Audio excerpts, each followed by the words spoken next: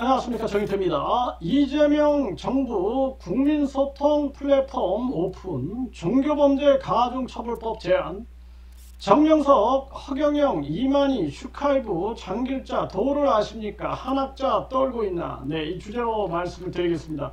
네, 오늘 제가 국민신문고를 통해서 이 종교범죄 가중처벌법, 이거 법무부로 접수를 했습니다. 그리고 이 허경영 비호 세력에 대해서 국무총리 비서실에다가 이 자료를 넣었습니다. 이렇게 해서 강력하게 이 허경영 문제 그리고 이 종교범죄 문제를 처리하겠다, 이렇게 각오를 행동을 옮긴 거죠. 네, 이런 상황인데요. 네, 오늘 이재명 정부가 국민소통 플랫폼을 오픈했다, 이렇게 이제 기사가 터져 나온 겁니다. 그래서 결국에는 이재명 대통령이 국민소통, 이 국민소통 플랫폼, 온라인 국민소통 플랫폼을 연다. 직접 민주주의의 장이다. 이렇게 해가지고 보도가 나왔습니다. 그래서 이 직접 민주주의를 강화시켜야 되는 거죠. 이재명 직접 민주주의 늘려야 공공 갈등 조정관 통해 국민 억울함을 청취하겠다. 이 굉장히 중요한 겁니다. 이 공공 갈등 조정관. 그리고 지금 제가 여기 직접 들어와 봤어요. 그래서 국민소통 플랫폼, 여기 이제 들어와 보면은 이렇게 이제 국민소통 플랫폼이 만들어져 있는 겁니다. 국민소통 플랫폼. 그래서 여기에다가 이제 종교범죄 가중처벌법, 이것을 제가 올렸습니다. 그래서 정명석 사태, 허경영 사태를 보면 알 수 있듯이 현재 대한민국은 미래 불확실성 속에서 종교범죄가 넘쳐나고 있습니다. 윤석열이 통일교 신천지와 유착이 있었다는 보도는 연일 계속 보도되고 있습니다. 이 종교의 자유는 있지만 종교 범죄 자유는 없습니다. 이 종교를 이용한 성착취, 노동착취, 사기 범죄를 가중 처벌하는 법안을 반드시 제정해 주길 바랍니다.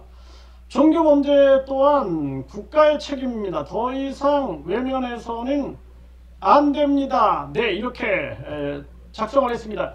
그래서 여러분들이 이 모두의 제안, 여기 국민소통 플랫폼에 들어가서 여기서 여러분들도 이렇게 제안도 할 수가 있고요. 그리고 제안하기 들어가면은 여기 제안하기 모두의 제안, 모두의 제안에서 여러분들이 검색을 하면 됩니다. 여기 검색을 하게 되면은 뭐 허경영이다 그러면은 이렇게 검색을 하면 종교범죄 가중처벌법 이렇게 뜨죠. 지금 2명이 이렇게 추천을 해 주셨네요.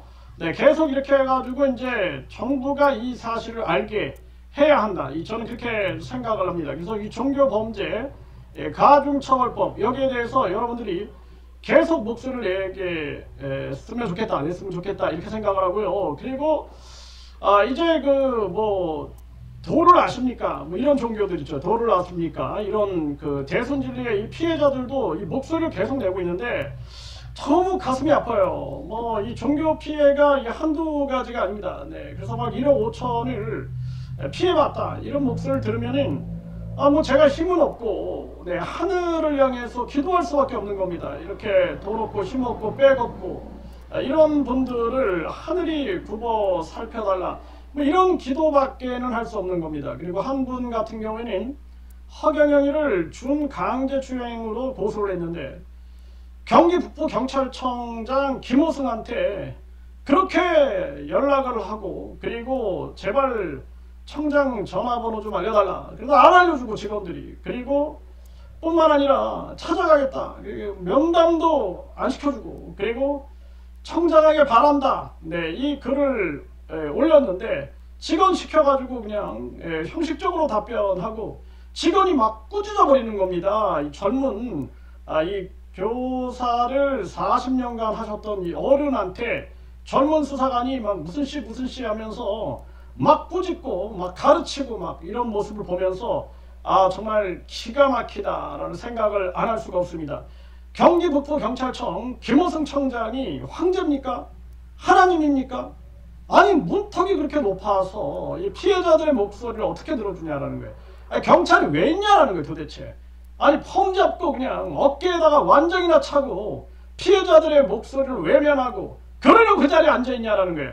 당장 저는 이거 이제 계속 올릴 겁니다. 그래서 경찰청장과 지역경찰청장에 대한 국민 직선제를 하자. 네, 이 정치의 눈치를 보는 게 아니라 국민의 눈치를 보게 해야 한다.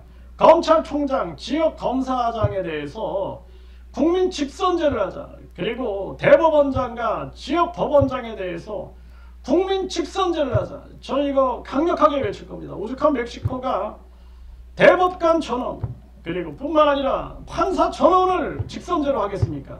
이 대한민국도 이제는 직위원이 심우정이 이 사태를 보고 그리고 우리 국민들이 이번에 완전히 윤석열, 김건희, 한덕수 그리고 최상목이 저 김용현이 이런 자들 보면서 이제는 우리 국민들이 강력하게 나서야 된다. 이 직접민주주의를 구현해서 우리 국민들의 목소리가 바로바로 반영될 수 있게끔 해야 한다. 그래서 대법원장, 경찰청장, 검찰총장에 대한 국민 직선제가 전개돼서 경기 북부경찰청장 김호승 같은 저런 청장이 나와서는 안 된다. 어떻게 그 피해자가 간암 환자고 시각장애 허경영 시설 나가고 난 이후에 엄청난 스트레스를 통해서 간암 그리고 시각장애까지 그렇게 입은 그러한 여자 선생님한테 그렇게 그냥 하나님처럼 황제처럼